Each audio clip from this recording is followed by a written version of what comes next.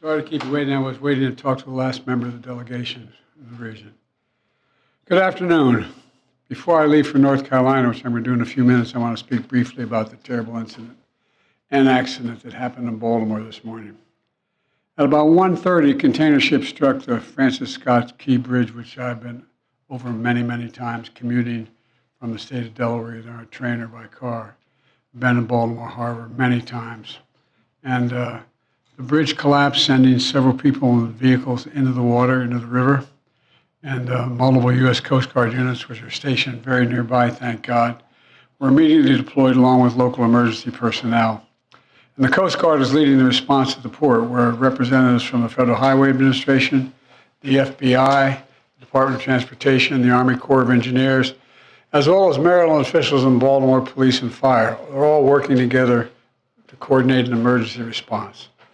Officials at the scene estimate 8 people were unaccounted for still. Not still, were unaccounted for. That number might change. 2 have been rescued, 1 without injury, 1 in critical condition. And the search and rescue operation is continuing for all those remaining as we speak. I spoke with Governor Moore this morning, as well as the Mayor of Baltimore, the county executive, both United States senators and the congressman. And my Secretary of Transportation is on the scene. I told them we're going to send all the federal resources they need as we respond to this emergency. I mean all the federal resources. And we're going to rebuild that port together. Everything so far indicates that this was a terrible accident. At this time, we have no other indication, no other reason to believe there's any intentional act here.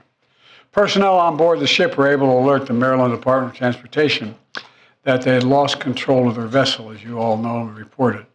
As a result, local authorities were able to close the bridge to traffic before the bridge was struck, which undoubtedly saved lives.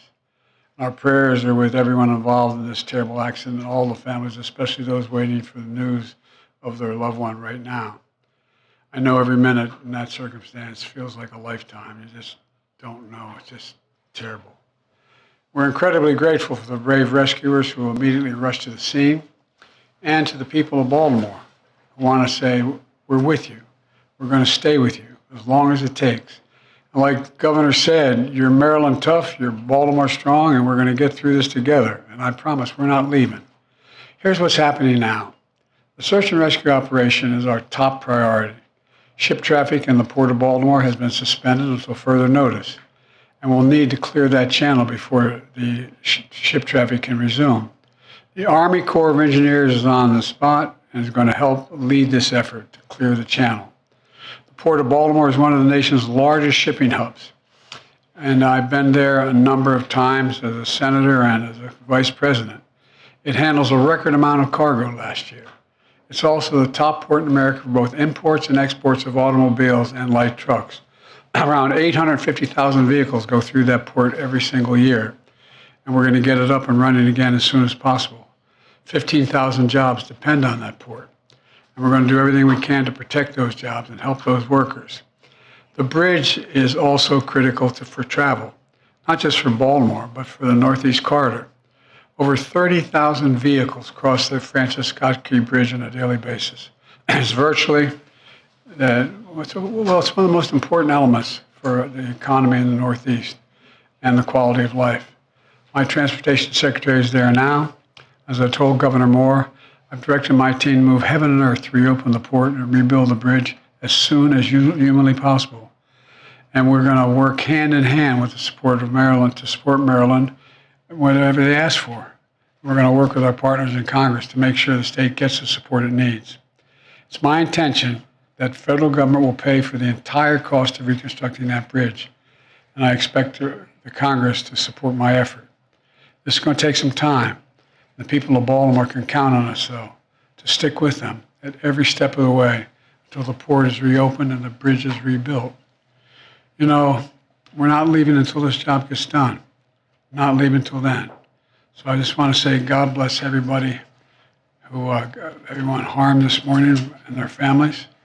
And may God bless the first responders, many of whom risking their lives. And the reason I'm not going to take a lot of questions, there's remaining issues that are open that we got to determine what's going to happen in terms of the rescue mission and the like. But I'll Do you plan to go to Baltimore, sir? And if so, how quickly? I do, and as quickly as I can. That's what we're- You said the federal government's also going to pay for the repairs. I'm just curious, this was a ship that appears to be at fault. Is there any reason to believe that the company behind the ship should be held responsible? And then also, you That mentioned... could be, but we're not going to wait till that happens. We're going to pay for it to get the bridge rebuilt and opened. What did you make of Israel's decision not to attend this meeting this week?